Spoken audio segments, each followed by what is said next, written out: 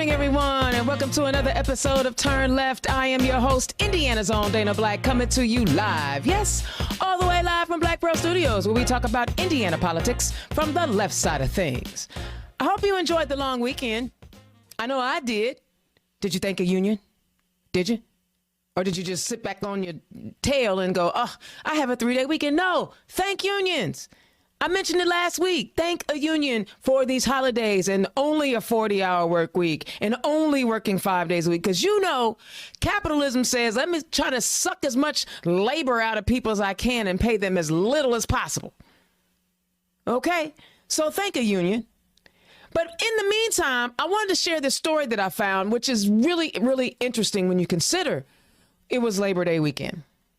Newsbug Info reports 7.4% of Indiana workers are union members, below U.S. average. Labor unions in the United States have faced major challenges over the last several decades. Anti-union initiatives by employers, the growing prominence of gig economy, and shifting labor laws, among other factors, all contributed to a steady decline in union membership.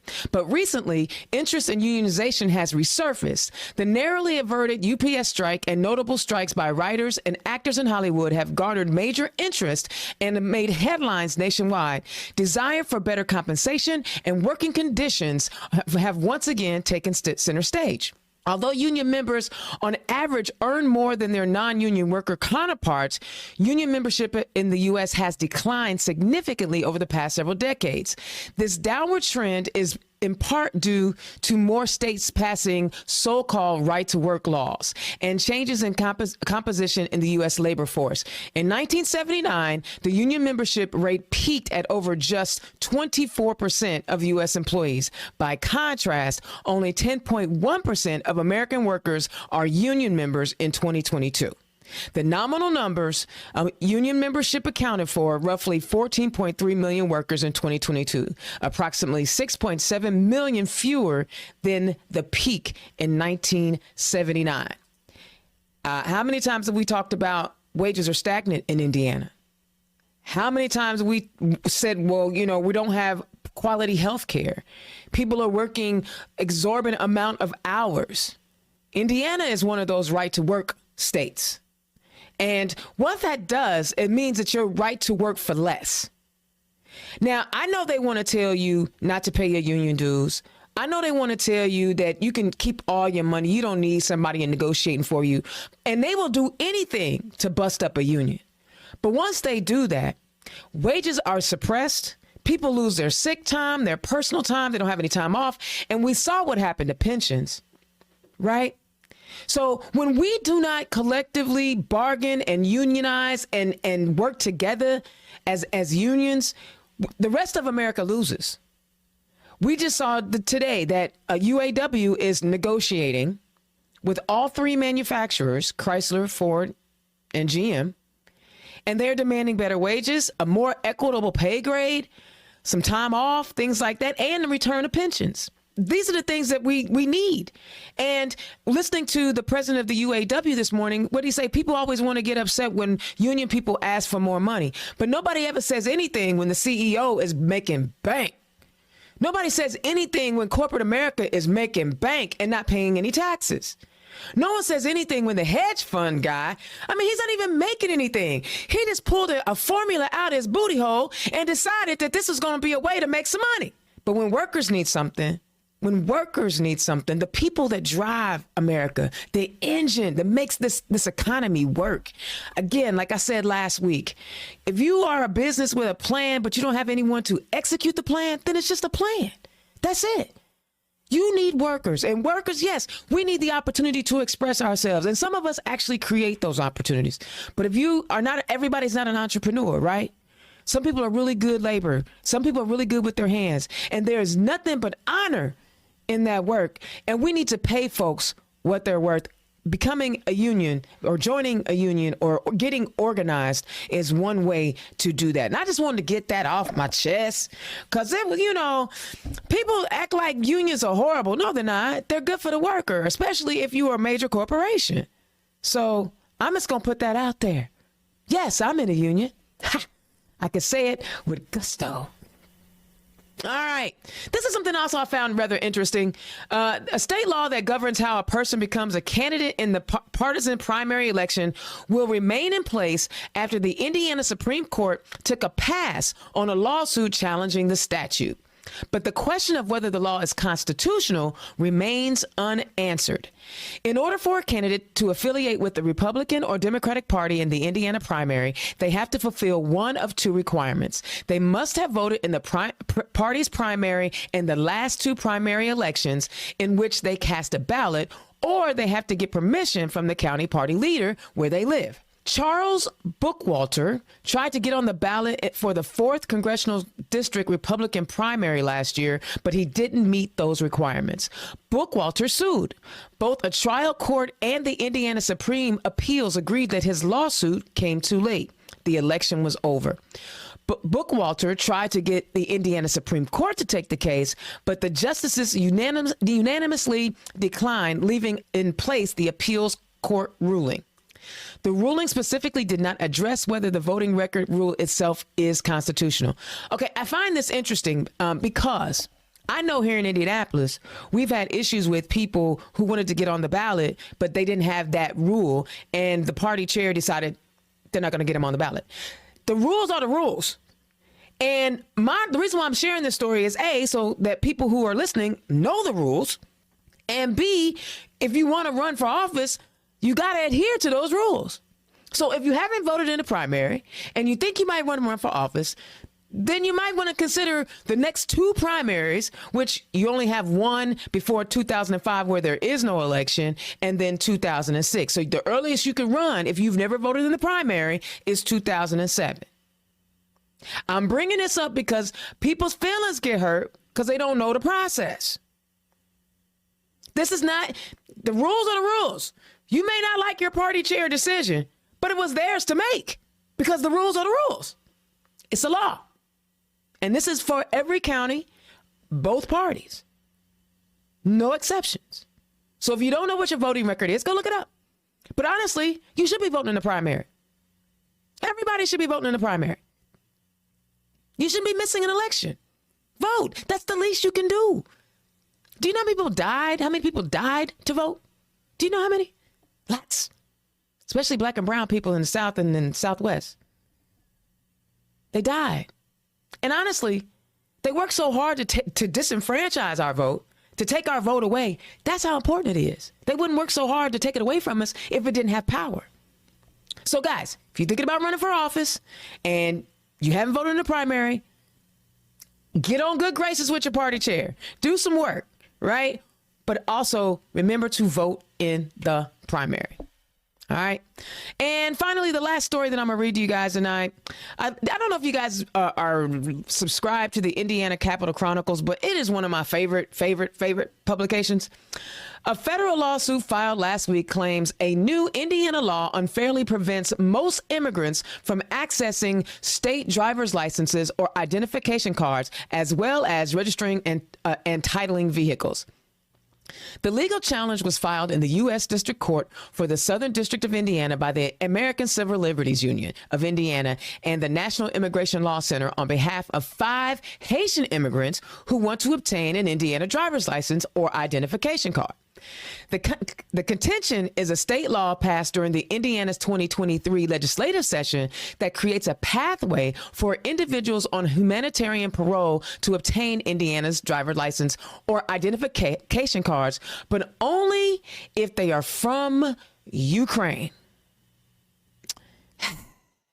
This lawsuit claims that by allowing individuals from only that country to obtain an ID, but not permitting the same opportunity to Haitian refugees, House Enrolled Act 1050 represents national origin discrimination and is unconstitutional. Specifically, the lawsuit claims that the new law violates the Equal Protection Clause of the 14th Amendment, as well as Title VI of the Civil Rights Act of 1964. Our clients are being denied access to state-issued IDs solely because they are Haitian and not Ukrainians, said Gavin Rose, a senior attorney at ACLU of Indiana. Non-Ukrainians on humanitarian parole are left struggling to get to work, to keep medical appointments, to take children to school, and more, all because they cannot drive. Guys, here's another example of how we continually fund the ACLU of Indiana. I think that's like the 7th lawsuit just from the 2023 General Assembly session.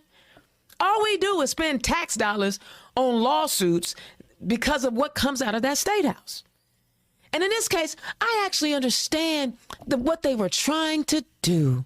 They were trying to help Ukrainians who were in the midst of a crazy war because, I mean, the ultimate white-on-white crime is Putin. Did I say that? Y'all probably don't like that. But yeah, that's white on white crime, what Putin is doing to Ukraine. I just want your stuff. Crimea is mine. It's all mine. I'm taking it. And I'm taking the rest of this mess too.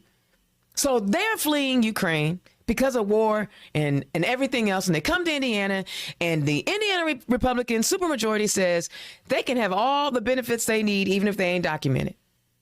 Well, look how long it took DACA folks to be able to get licenses. And now the Haitians, who are also, they've had like 2 earthquakes over there. Like, their land is in rubbles and they're trying to rebuild it. And we're not even gonna talk about all the snakes that went over there and took advantage of the money that they were getting.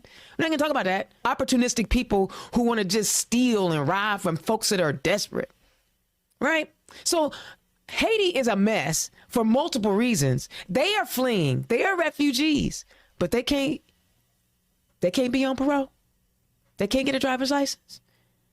Would it be because Ukraine is a European nation and Haiti was the first enslaved colony that fought the French, whooped they behind, and earned their freedom?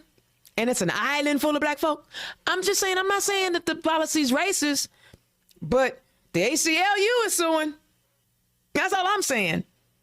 Guys, this is why we have to get involved. We have to be civically engaged in everything. You know, it seemed innocuous on the surface until you realize not everybody is getting the same treatment that the Ukrainians are getting. And I'm not saying that the Ukrainians shouldn't get that. I'm saying they should.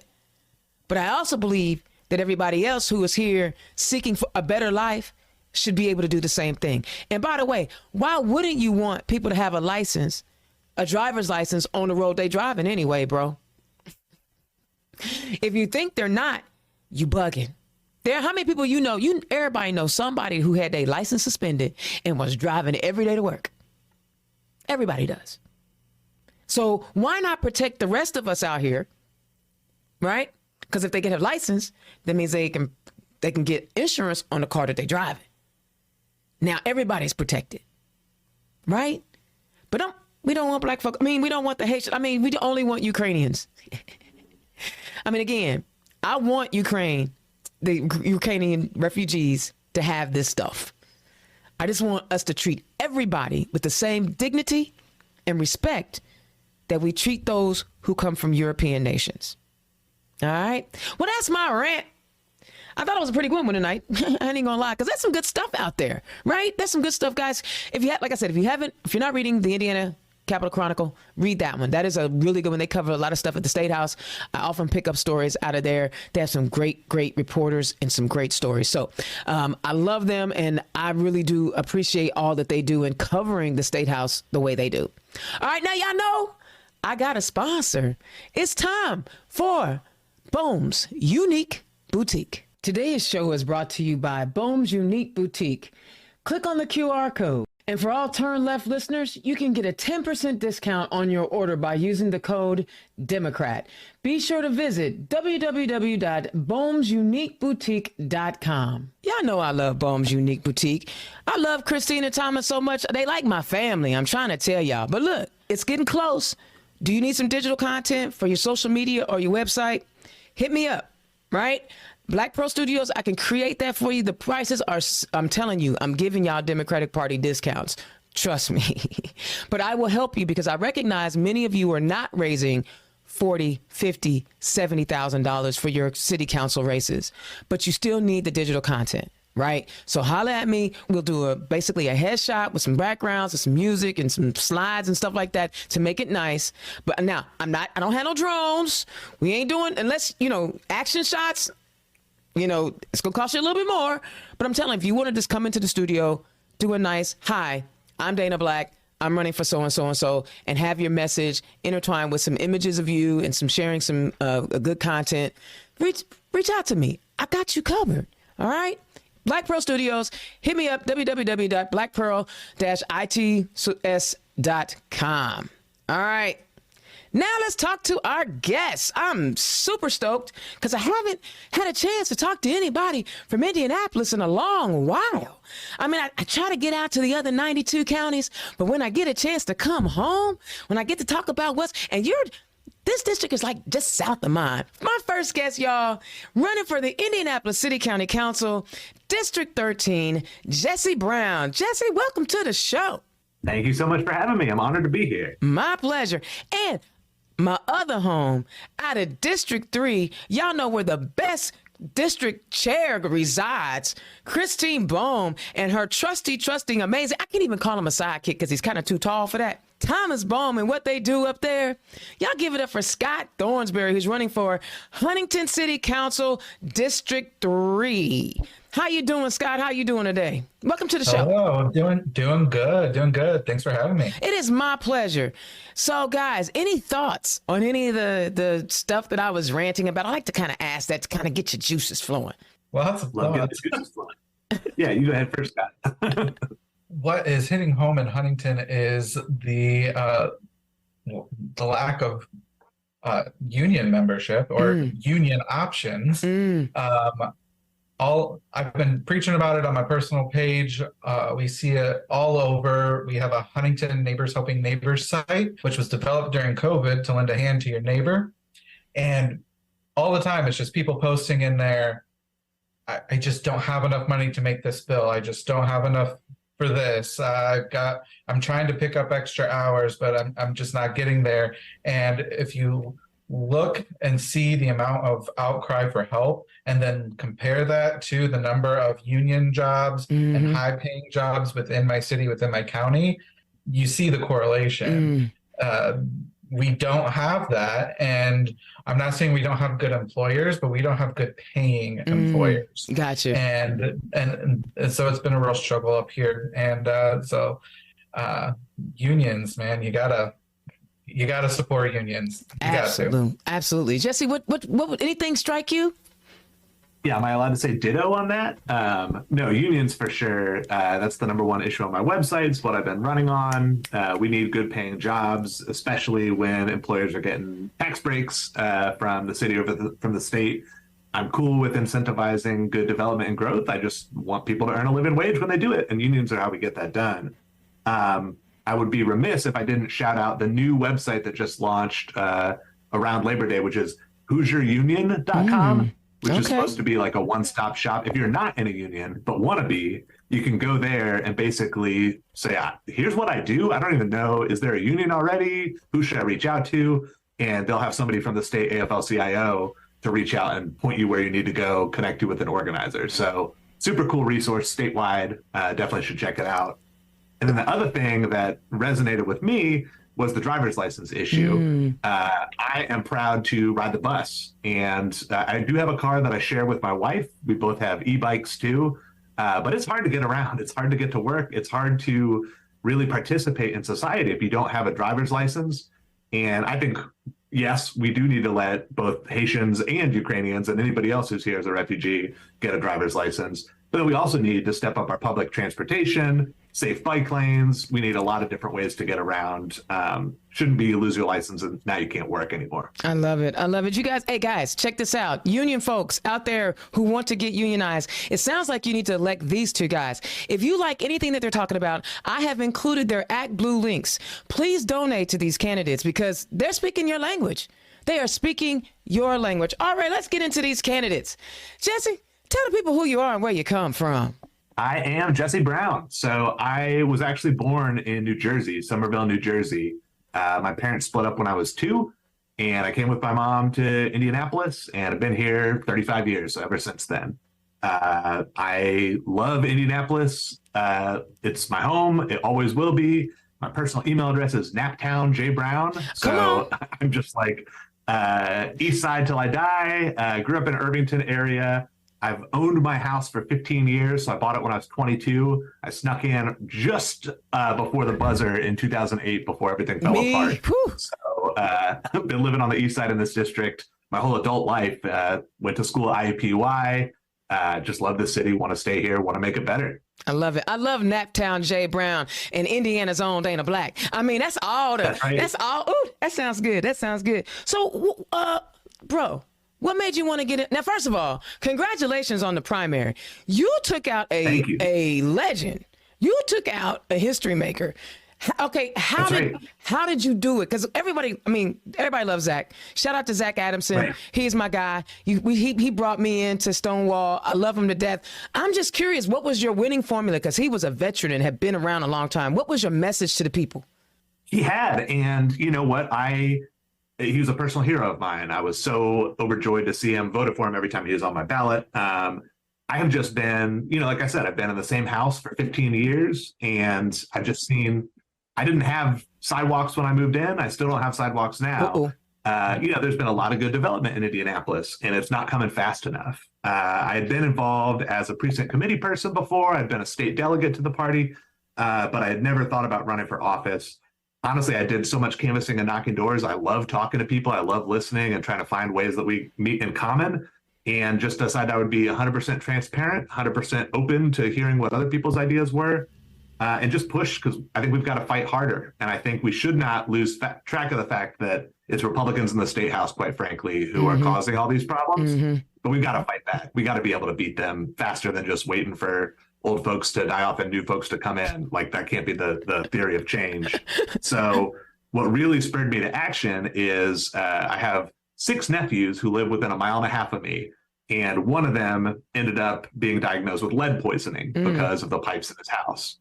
And I looked and I saw life expectancy has actually gone down over 10 years in the last 10 years. So the whole time I've been living in this house, people have been dying younger and younger around me in 46218, which is the poorest zip code in terms of life expectancy in Indianapolis. So I just saw, despite our supermajority, we were on the wrong track in terms of what was happening to me and my closest neighbors. And so I just decided, shot in the arm, some just new energy, started going to neighborhood meetings, started knocking just tons and tons of doors and trying to lead with bold vision. So I'm really honored to have made it this far. Do still have the general election in front of me. Of course. No Republican decided to run, so it's just a Libertarian. So it's an interesting race. Okay. But I want to represent the district, and no matter who you voted for before, I want to be the politician who will pick up the phone, who will listen to you, and find a way forward together. I think that is fantastic. And I honestly think that the open primary was the best thing ever for Indianapolis. It was a shot in the arm. It encouraged young folks to run for office, which I encourage all of the time. Not everybody won. There were a few folks that, that didn't win, but they got their names out there and they got to work it. One thing I gotta hit on, bro. He was our history maker. He was our first LGBTQ plus elected person in the city. Talk to the gay folks and let us know that you got us. I 100% have you. I will admit that when I first had my website up, there were a couple of issues that I just thought were so obvious that I hadn't put them up there. And when a trans friend of mine was like, hey, how do you feel about what's happening at the state? I was like, how do I feel? I was at all the ACLU rallies, screaming as loud as anybody. I think what's happening is pure bigotry and horrible. And so I added that to my website, like, call it what it is. This is bigotry. This is Republicans trying to fight what they think of as the least organized group. But it's clear they're just turning us against each other. Right. If we don't stand with our trans brothers and sisters and siblings, then they're going to come for everybody else. And obviously, I will be there with you. I'm standing in the struggle. You can look at my website and meet me in person, talk to me. I want to be arm in arm with you. I do not want anybody to be attacked by our state without me standing right there next to you. I So love I'm it. with you. 100%. I love it. We've got to have good allies, and I appreciate that. All right, Scott, tell the people who you are and where you come from. All right, I'm Scott Thorsbberry, and no relation to the wild thornberries. If you're a 90s baby, you'll understand that reference. I'm from Huntington, Indiana, born and raised here, but I lived in Florida, so not sure if it was much different. Yeah,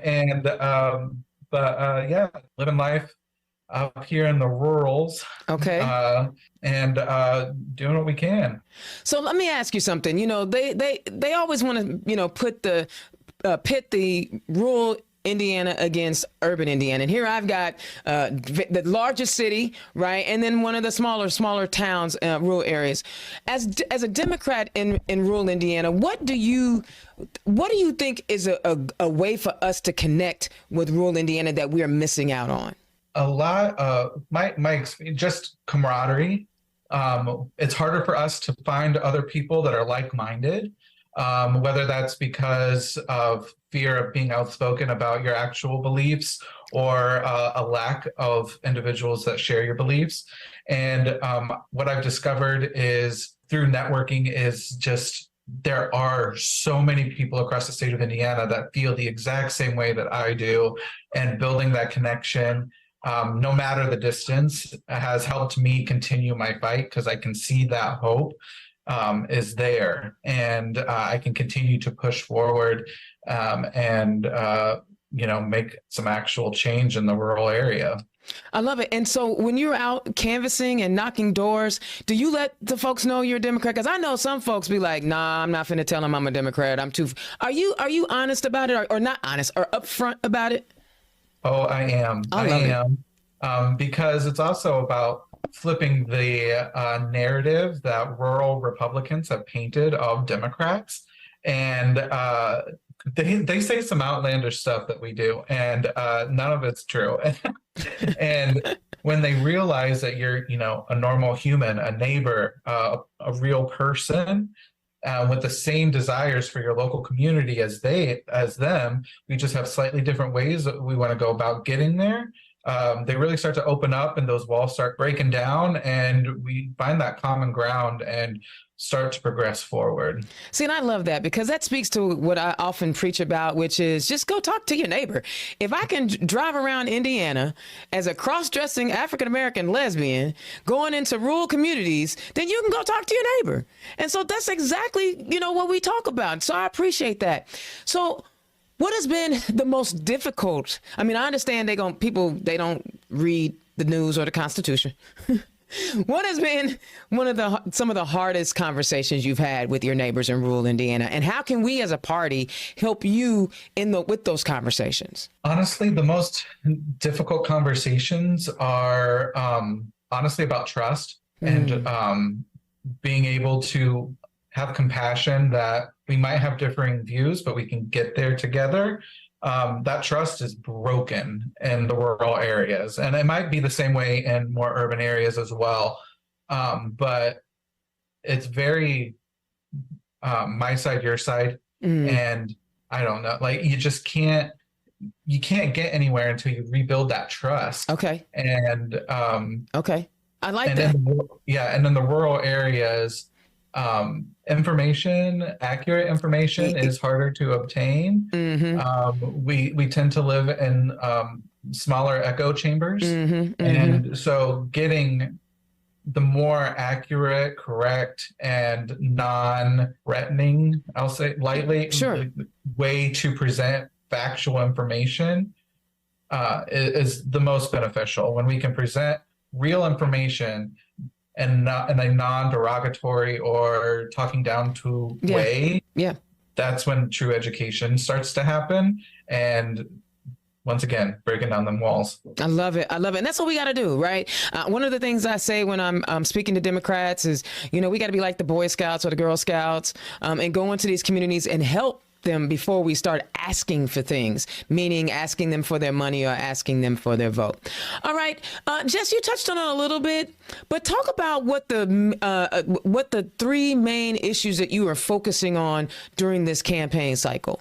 Yeah, honestly, two big ones I mentioned already. One is unions and good living wage jobs, especially if anybody's getting tax money from us. Hello. If we're incentivizing companies to be here, you have to take care of your employees. I think most of us at this point have seen all the studies. Walmart workers end up needing to ask for government help just to stay alive. Right. And so we're subsidizing Walmart making extra profits. And that plays out in microcosm across the city as well. So we got to turn that around. Second is infrastructure.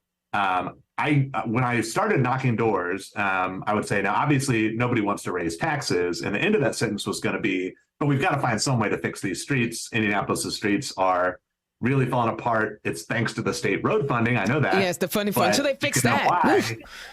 We still got to find some way to make it work. I stopped being able to finish that sentence because too many of my neighbors were like, I will pay more in taxes if that's what it takes. I just need to stop losing axles and tires on my car. Right. So things have gotten bad if people are saying they want to raise taxes, right? To a politician. Like, that's wild. And if I can get some of those Donut County commuters to contribute, that'd be great. Yes, that has definitely got to be a part of it too. But so, I'm not super sold on any particular mechanism, but I just think that we have to find something that works. We'll get creative. I'll dance with a can on the corner if we need to. We just need the money. We got to fix the roads. I got an idea. It ain't gonna fly, but here's an idea. It can be yours. Naptown J. Sure. Brown from Indiana's own Dana Black.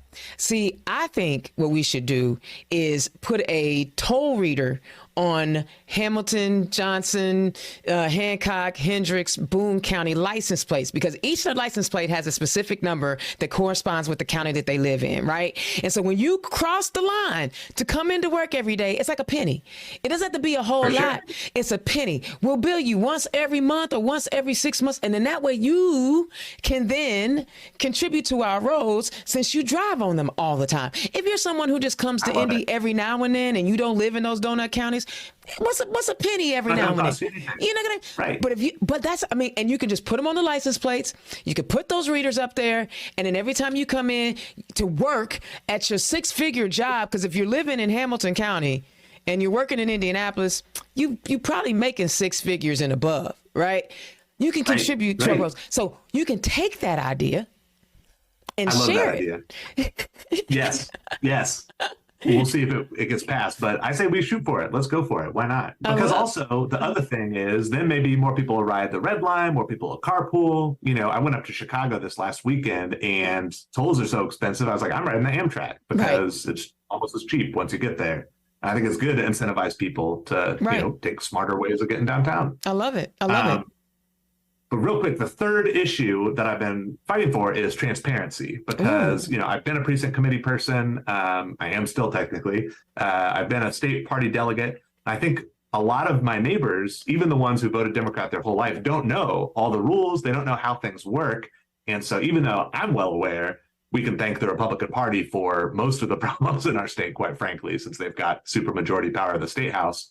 We're not communicating that super well. And so I'm committed to transparency. The whole time I did a bunch of crazy things running for office, mostly because it was a very uphill race against a beloved incumbent, right? Yep.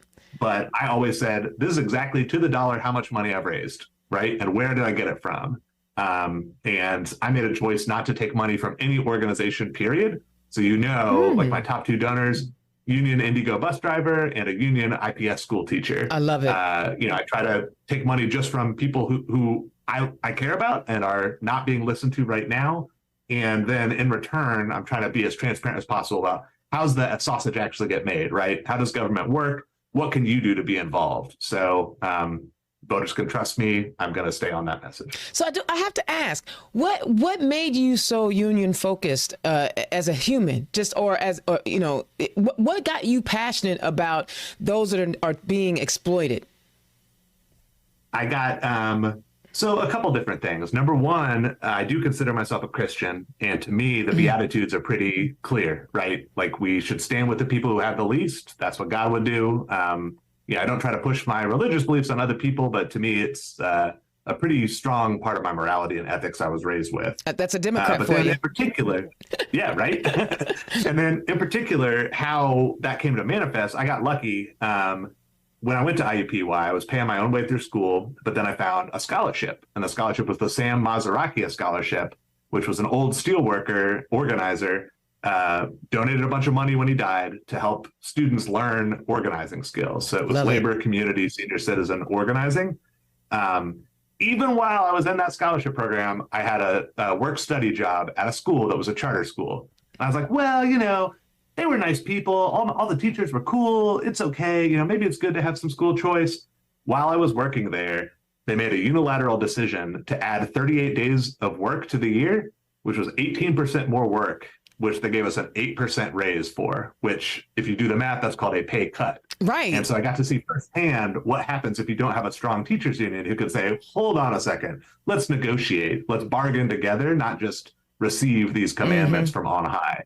So it burned me out of what was my dream job before that. And so I got this really kind of painful, but very, very impactful firsthand lesson about how important unions are. That's an incredible story. That is it's an incredible story because, having lived it, you can empathize so much better with your constituents who are struggling.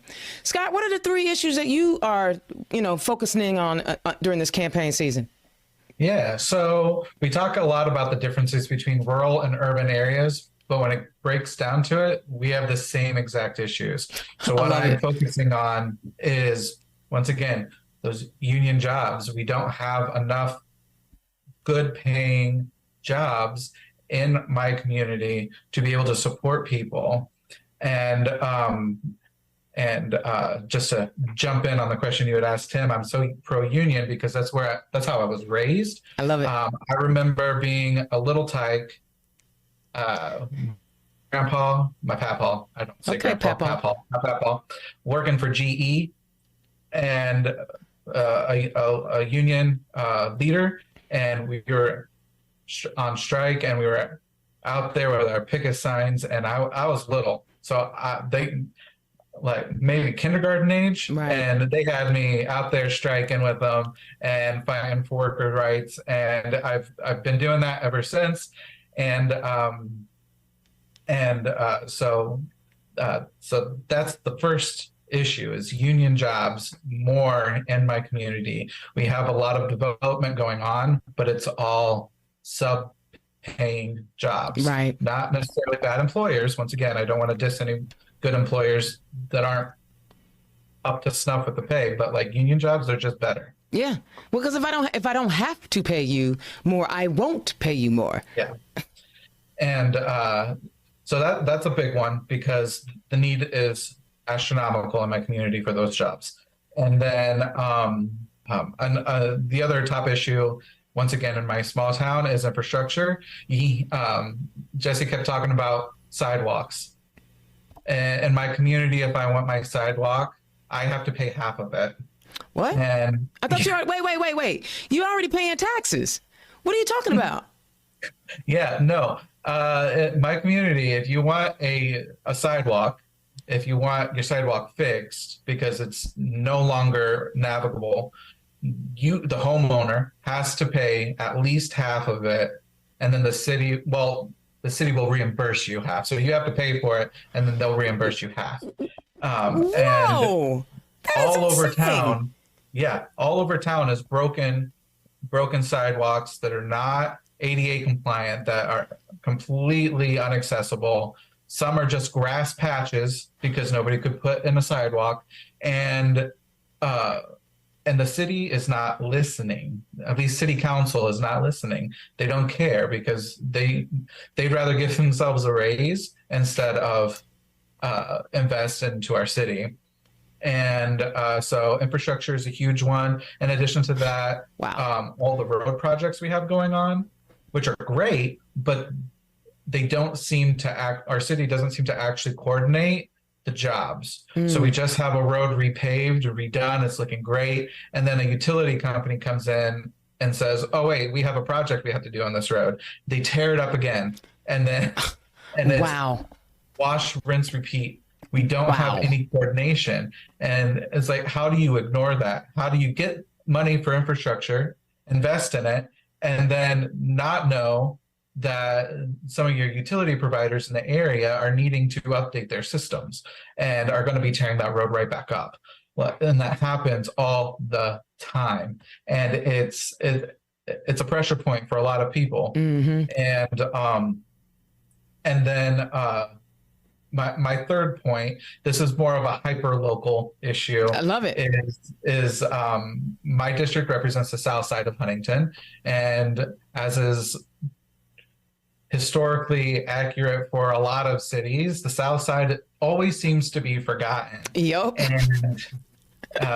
And we aren't investing in development on the south side. We aren't investing in, once again, infrastructure on the south side. Any new projects are happening on the north side or downtown, which those areas do need it, but south side needs some love too. And no new initiatives or projects are happening on the south side, and we're losing businesses on the south side. Mm-hmm. The businesses that are there are struggling to stay open, and they are small businesses. They are families in our community struggling to raise their families, and they're fighting for all they can, and the city is not investing in that side of town. There's no grocery store on our side of town. You've got to drive 10 minutes to the other side where there's 3 grocery stores all within the same block. Well, wait a minute. I'm gonna let you keep going, but I want to say something about that, because you're talking about you live in a food desert, and it sounds to me, because when we talk about it here in Indianapolis, people want to make it seem like, oh, black folks is just complaining. But Huntington doesn't have a huge minority population, does it? No, we don't. No. So is there like an income divide on the south side? Yes. Interesting how that works. Mm-hmm. Interesting. Go ahead. Sorry, I didn't mean to interrupt. Go ahead. Yeah. Oh, no, you're fine. That's exactly it. The south side and the east side, which are the two areas that I cover, those are the higher rental populations, mm-hmm. homeowners, mm-hmm. Or landlords, I should say. I'm also the highest concentration of landlords who don't take care of their properties. We call those slumlords. Mm-hmm. Yes. Yes. And so we are the district that is most heavily impacted on lack of investment, and also another thing that I am kind of a theme of my campaign is freedom. The city has more control over our properties than our property owners do. And that goes as far as, if we look at all of the fines and the fees and the rules and the laws that my city has instituted, who are they most affecting? And it's people of lower means. And I mean, another plug to Bohm's Unique, but I have my Apple Watch Freedom right there. Love it. And it's true. We can't institute all of these barriers. Essentially, we keep knocking people down and then ask, well, why are you staying down there? Mm-hmm. Well, it's because you keep knocking me down mm-hmm. there. Mm-hmm. Like, how do you get out? And the city needs to open its eyes, get some representatives in there who are actually willing to do the work mm-hmm. and not just toe party line, and support people. That's what I do all the time, is support people. And that is why I am running for office, and that is why it is so important to get candidates that are about people first in office. I love it. I love it. Indiana's own Dana Black, turn left. We are talking today to Jesse Brown, who is a candidate for Indianapolis City County Council District 13, and Scott Thorsbberry, candidate in Huntington County City Council District 3. Guys, I'm getting fired up. Click on the donate links. Click on the donate links. Give these guys $5 of your money. That's all it takes. Sometimes it goes a long way. Help these candidates out. All right. You know, we've talked a lot about, you know, what you got, why you guys are running for office, the issues that matter to you. But the City County Council is the fiscal body also. You know, the other side will always tell you that Democrats, we don't do nothing but tax and spend, which is not true. We know that this is not true. We know how to balance our books too, right? Talk about how you're going to work in making sure that we stay in Indianapolis, we stay fiscally sound, and how you can, and then in Huntington, how you can work across the aisle to address those needs. And Scott, I'm gonna let you go first because you were just talking about what was happening. I'm also curious, does the person that holds the seat right now that you're running against, they obviously live in the district. Are they a homeowner or a renter? Do you know? They are a homeowner, and they live in the nicer section of our course they district, do. right by our main park area. Of course they do. So tell me how you're going to work across the aisle and also show them that as a Democrat, you are definitely fiscally responsible. Yeah, so Huntington has a long history of fiscal irresponsibility. Are there any Democrats on that city council? None at all. Oh, imagine that. And we've had a long history of this. And I mean, to the point where we're so fiscally and observationally obtuse in our government that Huntington County and the city of Huntington could no longer afford to operate a landfill, could no longer manage guidelines to operate that landfill. And now we're paying so much more to ship it out of county. Wow. And that is a big pressure point for people as well. And that goes back to responsibility, not necessarily just fiscal responsibility, but responsibility and oversight and the lack that is in our currently elected officials. And I say that lightly because my opponent was not elected and he was appointed. So did they do one of those, I'm going to retire before my term is up, and then the person can, the leader can appoint the next person? Is that how they did that? Well, the previous gentleman that was in the seat, he was a reasonable person. I had many conversations with him. He was willing to hear my side, and he was willing to have those tough conversations and work with me. Unfortunately, he had a house fire. Oh, and he had to move. So, but the replacement that they chose was somebody who was, fitting their newest GOP narrative. And it's just not. It's not great. So it sounds like that you don't have an issue reaching across the aisle to work with folks. Is that kind of your leadership style? Is that kind of your communication style? Yeah. I can appreciate that we all have different beliefs and different backgrounds. And if we actually have those open conversations, regardless of our political affiliations or our beliefs, we soar a common ground to actually progress forward. And in Huntington, we are paying astronomical taxes and fees and all this stuff just to have nothing in return. Why are we paying so much compared to our neighbor counties and cities when we can't have sidewalks and we don't have investment in certain neighborhoods? And those things are common problems that people from both sides can come together on and fight because it's not right. I love it. Okay, Jesse, this Indianapolis City County Council, other than Bloomington, I think Bloomington has like all 9 Democrats, but I'm not going to go there about that because I think that's not a good thing. Right. Because they sit around and argue with themselves for 6 hours. It's crazy. If you ever seen a Bloomington City County Council meeting. But anyway, I digress.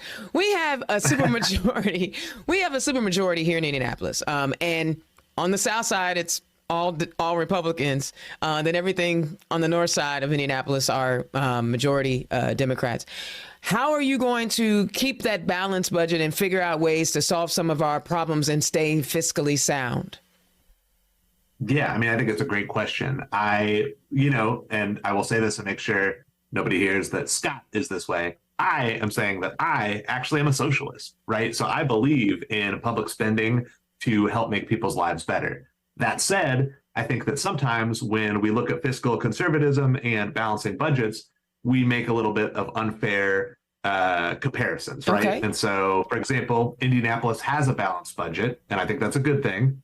But when we say our budget's balanced and our streets are not actually funded appropriately, I know I keep going back to this, but it's a personal pain point that a me lot of too, my people in boo. my district share. That's why, look, people think wait a minute, people think I drive a pickup truck because I'm just trying to be cool. No, I have to go off-roading every day.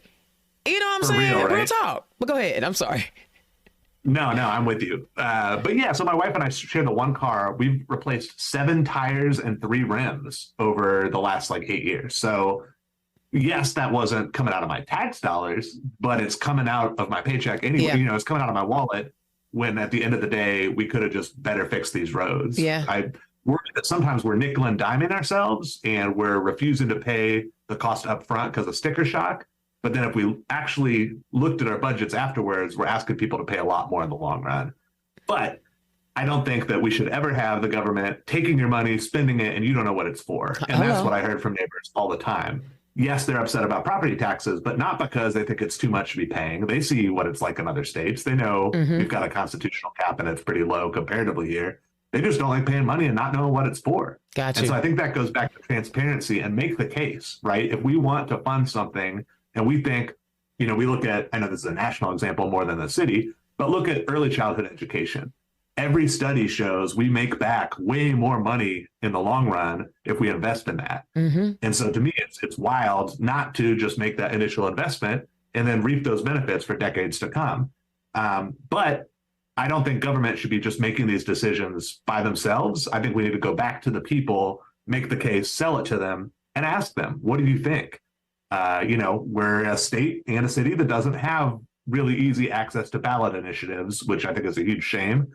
But I still think we could start doing a better job of asking constituents, hey, how would you feel about this? What if we raised money in X way for Y thing? And you know how we're going to prove it is at the end of the year, I'm going to write you a report, you know, and send it out to my whole email list to let you know how the money was spent. And then do you decide to reinvest or not, right? Treat people like shareholders, treat people like their money matters and they have to care how we spend it. You know what, you just said something that just, how many times have we heard people say government should be ran like a business? And you're saying, okay, maybe we can run it like a business, but the constituents are the shareholders. Bro, that's right. I am here for that. That's a marketing tool. I love it. You want to run it like a business? Keep it like shareholders. Now, guys, the other thing that there's a couple other issues I want to hit to before we go. How do y'all feel about TIF districts? Dun, dun, dun, dun. I'll jump in. Yeah, I kind of cut my teeth in politics hating TIF districts and thinking they were always the devil, right? And they could never do anything good. And lately I've seen some examples that make me kind of reconsider, right? So I think there's affordable housing TIFs, right? Where we keep local money in the community and we reinvest it in things like making sure everybody has a place to stay so we don't get gentrified and just displaced. That's pretty cool. I don't mind that at all. So I think it's one vehicle. And the one important thing in Indianapolis is it's a vehicle that the state will let us use, right? And so there's a lot of really cool ideas that the state has gone out of its way to say, no, you're not allowed to do that. I'm sure anybody who is watching and listening to Dana Black already knows this, but earlier this year, Republicans in the state house did 2 different things to try to stop Indianapolis from having self-rule. And that was try to stop us from banning puppy mills and try to stop us from being able to ban right on red. So they mess with us just to be petty all the time. And consolidated city. So since TIF districts work and we know the Republicans will let us use them, I'm not going to take them off the table. I have concerns about accountability and transparency, but I think we can meet those and still use that vehicle. All right, Scott, what's your thoughts on TIFs? So I'm going to agree with everything that he was saying, but the way that my city has been using TIF districts, yes, they work, but my district is a community that has less resources. Okay. And with redevelopment investment, you have to do it correctly. And sure, they're going in, the city's obtaining some properties, they're implementing TIF and removing blight, but they're just leaving empty lots that just sit. There's no actual the redevelopment part of that. And so pros and cons, obviously. The con just being the way my current community is handling how they're investing in redevelopment projects. Okay. All right. And the last issue, and Jess, you kind of touched on it a little bit. Every candidate that I have talked to this year, mind you, they're either running for mayor, they're running for city council or town council.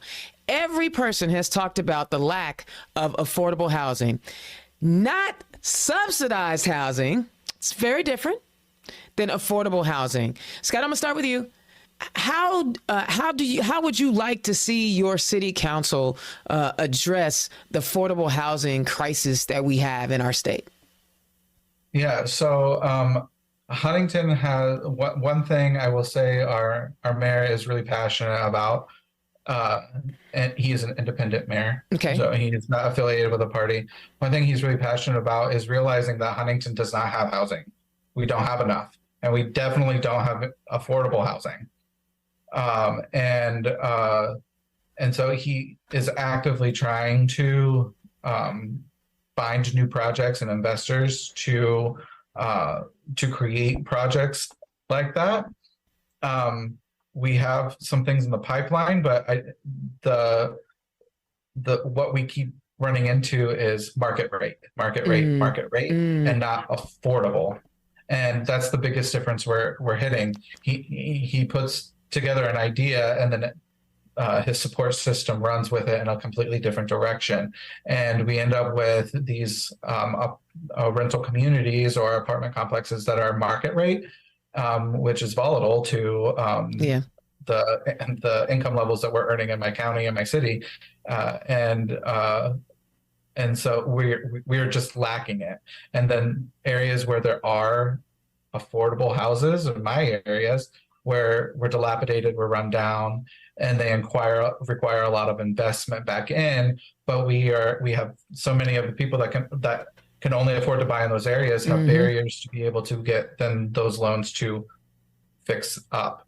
And then we're strapping people with more loans and more debt. And so it is a problem. And for Huntington, we just need to shift the focus and stop letting the big investors that want to make big bucks come in and stick to our guns and actually create the affordable housing and stand behind that.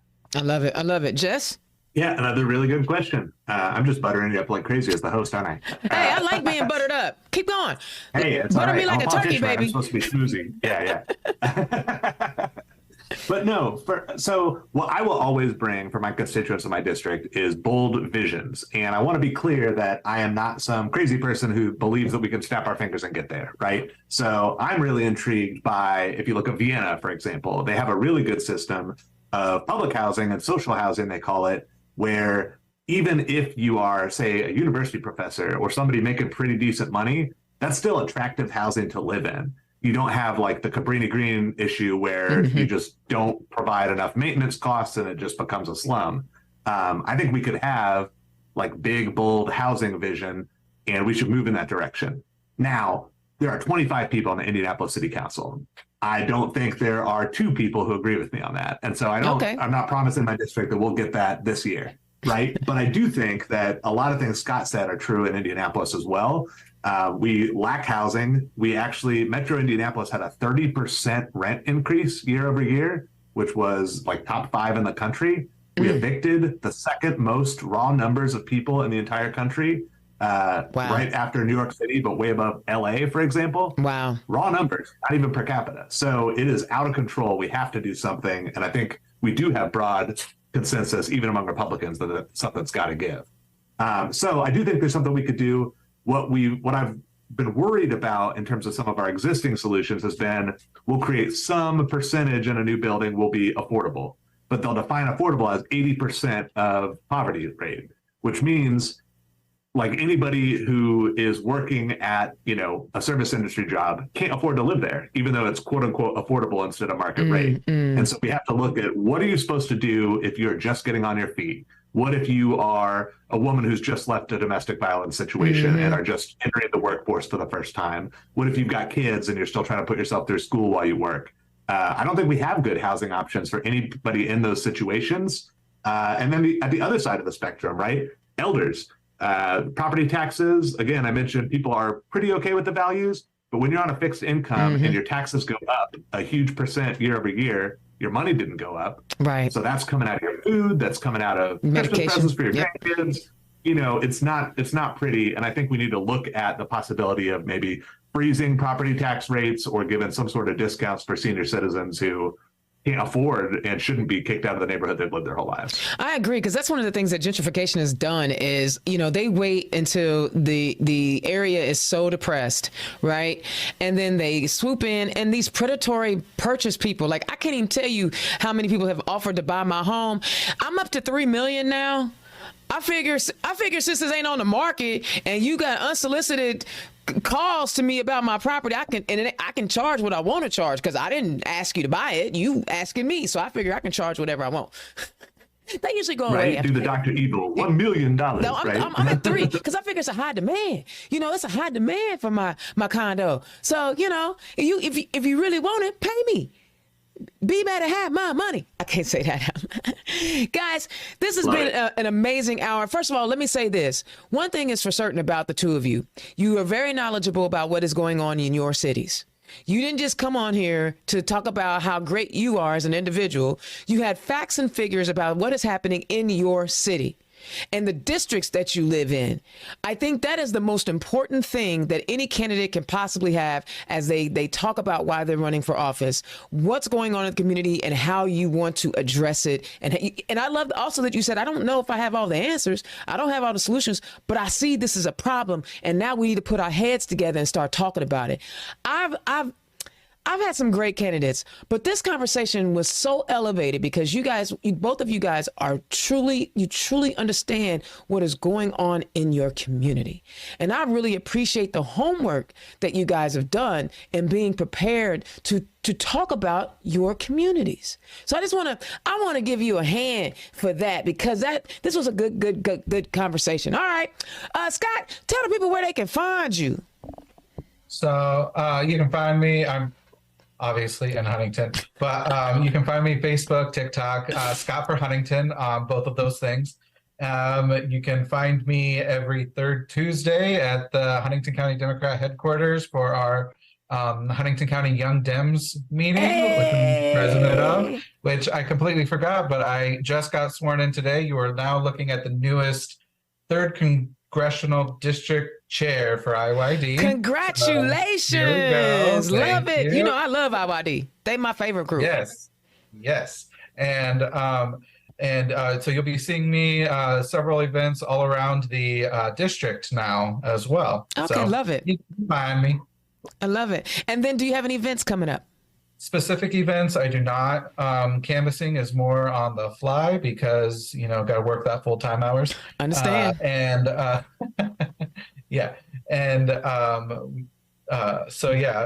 Mostly just the monthly meetings for the party, monthly meetings for Young Dems. And then when you catch me walking around downtown, feel free to join me. I love it. I love the honesty, right? Because, you know, You should have seen me, real talk, when I was running in 2016, I would run from downtown all the way up to McCordsville so I can knock on doors and try to get as many as you can before it gets dark. Because, you know, a black chick in Hancock County after dark was not a safe. Anyway, all right, Jess, tell the people where they can find you. Absolutely. Of course, they can hit me up. I spend too much time on Twitter. Maybe don't follow me there. I'm definitely going to follow you. I'm about to do it right now. But you can hit up my website, www.jesseforindy.com. That's JESSEFORINDY.com. My email address is there. It's just jesse@jesseforindy.com. Cell phone 317-370-7079. I give it out to everybody. It's my real cell phone number. People tell me I'm crazy and I still do it. You will see me riding my bike all around the neighborhood. It's, by the way, cheat code for politicians. Just ride a bike because you have time to actually make eye contact and wave to your constituents, and greeted like 5 people this morning when I went out for coffee. Love it. And being at neighborhood meetings, continuing to knock doors. You'll see me knocking doors on the south side for my friend Ryan Huey, who is trying to break some of that Republican control on the south side of Indianapolis. Right. Shout out to him, give some money, look him up. And then at DSA meetings. So I'm a member of Democratic Socialists of America. We are not an independent party. I am a Democrat. But it's a good way for people on the left side of that party who want progressive change to join. It's a membership dues only. We don't take money from outside people just like me. So would love to see you there. you know what? Thank you for explaining to people, because some people be hearing, socialists, they think, Stalin, and that's that's not it, right? You're a Bernie bro. You are Elizabeth Warren, and a little boy left of AOC, right? I get exactly, it. right. I get it. Because to my heart, to my core, a lot of the things that you stand for as a democratic socialist, I align with. I just also know how to count. Yeah, right. It's a two-party system for sure. Right? I know how to count. You know which one is reasonable and which is not. I love that I love that you own it. And one other thing I got to tell you, y'all know I work for Act Blue. Bernie Sanders is the reason why Act Blue blew up like it did, because he tapped into those small dollar donors. He was the one that blew it up in 2016. It wasn't Barack Obama. It was Bernie Sanders and his democratic socialist ideas and reaching out to people, and those small dollar donors just made Act Blue just take off, right? So I just wish he had stayed a Democrat. That's my only problem. I just wish he had stayed a Democrat. He ran in the Democratic primary, and then after he won the primary, he went back to being an independent. Just a little bugaboo for me. Thank you guys so much for joining us. You guys were fantastic. Okay, guys. Some things are happening, right? And y'all know I love helping people get elected, but I also have this amazing job now. So I need y'all's input. A lot of times they ship me out to go to conferences, and those conferences are usually Wednesday through Sunday. Talk to me. Do you want me to continue to do the live streams and maybe do it on a Monday or a Tuesday? And we wouldn't make any changes until after the election, right? Or do you just want the recorded version and see it on YouTube, hit it on Spotify? I like the live because it gives the candidates an opportunity to do live interviews. So I'm leaning that way, but I just kind of want to give get your ideas on that. So let me know what you guys think on that. And then finally, I got to make my push, my plug, my one last plug this Saturday. If you haven't already done so, the Trinity Haven fundraiser homecoming with the Broadway theme. Hello, Broadway theme, Trinity Haven. Do you know what Trinity Haven is? Trinity Haven is the only residence in the state of Indiana that is for LGBTQ plus youth who are at risk of homelessness. Okay, so we have two programs. We have a house that houses 9 people for 2 years, and then we have a second program. It's called a host homes program, where a person in the community has a room that they're willing to open up after some training to a young person who needs a short-term stay and what we do is we try to help these young people prepare for independent living. I don't get how a parent can throw their kid away because they're gay or whatever the issue is, but we're the only place that says young people between the ages of 16 and 22 can come and stay in our residence for 2 years, get yourselves ready, because at least help you get your GED or equivalency or whatever they're calling it this year, and get them ready for life to be independent. However, that takes money. So if you haven't already, I will make sure that I share the link on my Facebook pages or all of my social media pages. If you haven't, because we're getting close to being sold out. So get your tickets now. And no, they are not cheap. I'm not going to lie to you and tell you that they're cheap. They are not. These are not $25 tickets, okay? Because we got bills to pay. We got cable bills and cars and insurances and liabilities and all the things, right? So if you haven't already, and then if you can't make it to the fundraiser, could you just donate to Trinity Haven? Could you just donate $25? See, that's the $25. Anything. We will take it because, again, we're helping young people. All right, I got another show coming up next week with some great candidates. I love talking to Democrats. We are post Labor Day, so that means, oh boy, it's heating up out here in these streets, baby.